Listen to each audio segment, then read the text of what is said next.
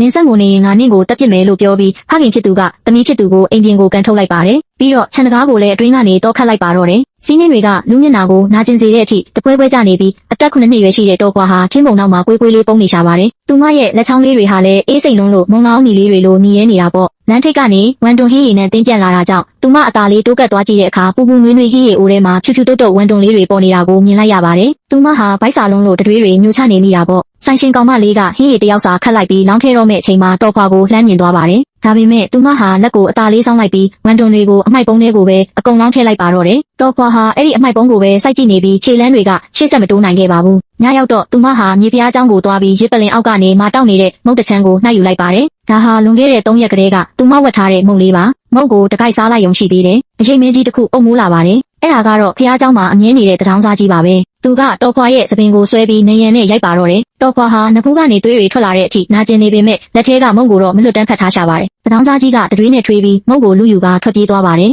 မိုးလေးနဲ့အခါမိသွေးရောက်တဲ့အဖိုးကိုရှုထိုးကသူမကိုတွေ့သွားပါတယ်အဖိုးအိုကဘာမှမပြောဘဲရင်ခွင်ထဲကနေဖုတ်ထားတဲ့ကစုံဥပူပူလေးကိုထုတ်ပြီးတဝက်ဖက်ပေးလိုက်ပါတယ်တော်ခွာဟာပူလုံးလို့တရှူးရှူးဖြစ်နေပေမဲ့ဗိုက်စာလုံးလို့အញ្ញမ်းမရစားနေရှာပါတယ်အဖိုးအိုကတက်ပြင်းချရင်ငါနောက်လိုက်ခဲ့ပါငါမှမိသွေးတွေရှိတော့နေအေးပြီးတေးမှာမဟုတ်ဘူးလို့ပြောလိုက်ပါတယ်အဲ့ဒီအချိန်ကစပြီးတော်ခွာဟာမိသွေးရောက်တဲ့မိန်းကလေးလေးဖြစ်လာပါတယ်နေတိုင်းမိုးမလင်းခင်မှာပဲအဖိုးအိုနဲ့အတူတောင်ပေါ်တက်ပြီးသူမကိုယ်လုံးထက်တောင်မြင့်တဲ့ချင်းတောင်ကြီးကိုထမ်းရပါတယ်တခါတော့တောင်ပေါ်ကဆင်းလာတဲ့အချိန်မှာကင်းလှည့်နေတဲ့စစ်သားတွေနဲ့တိုးပါတယ်သူတို့ကတစ်သားတွေခိုးခုတ်တယ်ဆိုပြီးဖမ်းဖို့လုပ်တဲ့အခါအဖိုးအိုကတော်ခွာကိုခြုံပုတ်ထဲတွန်းပို့လိုက်ပြီးသူကိုယ်တိုင်ပဲထွက်ပြီးဖြည့်ရှင်းပါတယ်တော်ခွာဟာခြုံထဲမှာပုံနေရင်ဒုံးနဲ့ရိုက်နှက်တံတွေကိုကြားနေရပြီးလက်သေးတွေလက်ပွားထဲမြင့်ဝင်တဲ့အထိအာတင်ထားမိပါတယ်အဲ့ဒီညမှာအဖိုးအိုဟာသွေးတွေအန်လာပါတယ်တော်ခွာကဆေးတိုက်ဖို့ပြင်ပေမဲ့အဖိုးအိုကမတောက်တော့ပဲခေါင်းအောက်ကနေအဝတ်ထုတ်လေးတစ်ခုကိုထုတ်ပေးပါတယ်ဒီထဲမှာပတ်စံအနှဲငယ်ရှိတယ်နေယူထားလိုက်ပါမနှက်ဖြန်ကြရင်နင့်ကိုလာခေါ်မဲ့သူရှိလိမ့်မယ်လို့မှာပါတယ်သူမကိုလာခေါ်တဲ့သူကတော့ငယ်ရွယ်တဲ့အမျိုးသမီးတစ်ယောက်ဖြစ်ပြီးသူမကိုသူမတော်ခွာရဲ့ဒေါ်လေးလိုမိတ်ဆက်ပါတယ်အဲ့ဒီအမျိုးသမီးကပိုးထဲအင်ဂျီတွေဝတ်ထားပြီးငွေစံထိုးတွေထိုးထားကစကားပြောတာလဲတိမ်ငွေပါတယ်တော်ခွာနောက်လဲကြည့်လိုက်တဲ့အခါအဖိုးအိုဟာတကားဝမှာမှီပြီးလက်ပြနှုတ်ဆက်နေပါတယ်ဒေါ်လေးရဲ့အိမ်ကမြို့ပေါ်မှာရှိပြီးကုံစုံဆိုင်ဖွင့်ထားတာပါတော်ခွာဟာနေတိုင်းကုန်ပစ္စည်းတွေကိုနေရာချဖို့တည်ယူရပါတယ်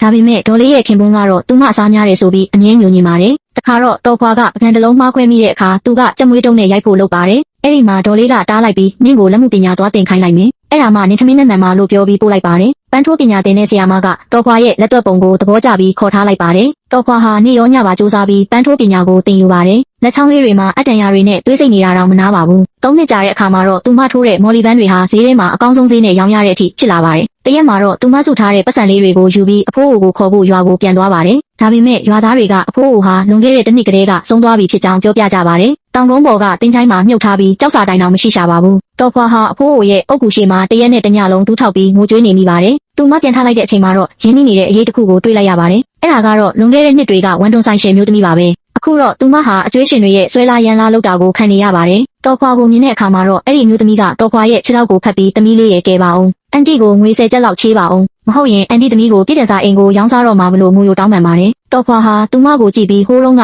စီးနှင်းတွေကြားမှာဝန်တွန်တွေကိုအမိုက်ပုံးနဲ့တွန်ချခဲ့တဲ့မြင်ကွင်းကိုပြန်မြင်အောင်လာပါတယ်ကျမချေးပေးပါမယ်လို့တော်ခွာကပြောပြီးပတ်စံအိတ်ကိုထုတ်ပေးလိုက်ပါတယ်ဒါပေမဲ့ဂရီးတစ်ခုတော့တောင်းပါတယ်မြေဖျားเจ้าကိုသွားပြီးအဲ့ဒီကတထောင်းစားတွေကိုမုတ်3လုံးစီဝေပေးပါ9ရက်တိတိဝေပေးရမယ်လို့ပြောလိုက်ပါတယ်ဆိုင်ရှင်မျိုးသမီးဟာနှင်းသက်သွားပြီးမျက်ရည်တွေဝဲလာပါတော့တယ်နောက်ပိုင်းမှာတော့တော်ခွာဟာမြို့ပေါ်မှာပန်းထိုးဆိုင်ကြီးဒီဇိုင်းဖွင့်လှစ်နိုင်ခဲ့ပါတယ်မိဘမဲ့မိန်းကလေးတွေကိုလည်းလက်ခံပြီးပညာသင်ပေးပါတယ်တရက်မှာတော့စုပ်ပြက်နေတဲ့လူတစ်ယောက်ရောက်လာပါတယ်အဲ့ဒါကတော့သူမရဲ့ဖခင်ရင်းပါပဲသူကပိုင်ဆိုင်သမျှလောင်းကစားထဲမှာအကုန်ရှုံးသွားလို့တော်ခွာစီပတ်စံလာတောင်းတာပါတော်ခွာကဘာမှမပြောဘဲဝန်တွန်ဟင်းရီတပကံချပေးလိုက်ပါတယ်အဲ့ဒီလူကနက်နက်နဲ့စားပြီးတော့မှပတ်စံထပ်တောင်းပါတယ်ဒီဝန်တွန်ဟင်းရီကပြား20တန်နဲ့လို့တော်ခွာကအေးအေးဆေးဆေးပဲပြောလိုက်ပါတယ်နောက်ပြီးအဖေဟိုးတုံးကကန်ထုတ်လိုက်တဲ့အဲ့ဒီခြေကန်ချက်တစ်ချက်ကရောဘလောက်တန်တယ်လဲလို့မေးလိုက်တဲ့အခါမှာတော့အဲ့ဒီလူဟာဘာမှပြန်မပြောနိုင်ပဲရှက်ရှက်နဲ့ထွက်သွားပါတော့တယ်လောကမှာအကောင်းဆုံးလမ်းဆိုတာလဲကြဘူးတဲ့သူတွေအာတင်ပြီးပြန်လျှောက်ခဲ့တဲ့လမ်းပါပဲတပားသူကိုနှွေးထွေးအောင်ကန်းလင်းခဲ့တဲ့မိသွေးကလေးဟာတနေ့မှာကိုလည်းပြန်လဲနှွေးထွေးစီမှအမှန်ပါပဲ